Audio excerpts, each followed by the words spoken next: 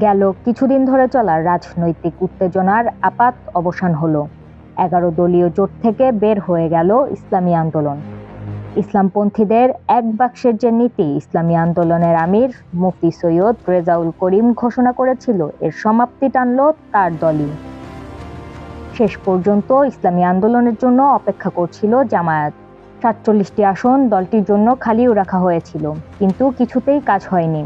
ইসলামপন্থীদের বড় জোট গড়ার চেষ্টা আরও একবার ব্যর্থ হলো। বার্তা কক্ষ থেকে RTNN টিম তাৎক্ষণিকভাবে বোঝার চেষ্টা করেছে ইসলামী আন্দোলনের এই সিদ্ধান্ত জামায়াতের জন্য কতটা ক্ষতিকর কিংবা লাভজনক হতে পারে। এটা বলে রাখা দরকার যে রাজনীতিতে এমন সিদ্ধান্তের ফলাফল দেখতে বহুদিন অপেক্ষা করতে হয়। তবু আমরা কয়েকটি বিষয়ের উল্লেখ করতে পারি।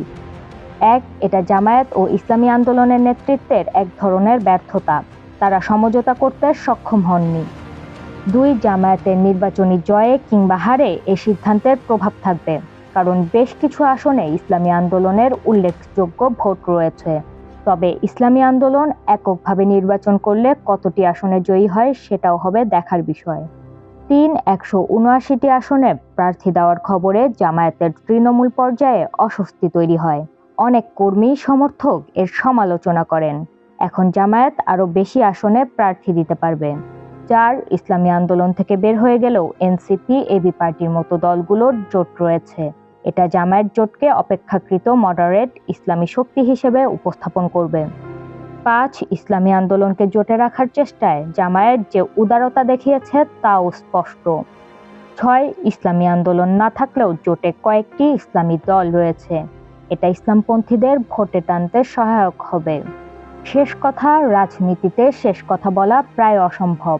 আপাতত ইসলামী আন্দোলনের জোট ত্যাগ জামায়াত বা ইসলামী আন্দোলন কারো জন্য খুব বেশি লাভজনক বলে মনে হচ্ছে না। এটা অনেকটা বিএনপির পক্ষে গেছে, যদিও জামায়াতকে তার রাজনীতি স্পষ্ট করতে এটি সহায়ক হবে। মানিয়া সাদিয়া, RTNN।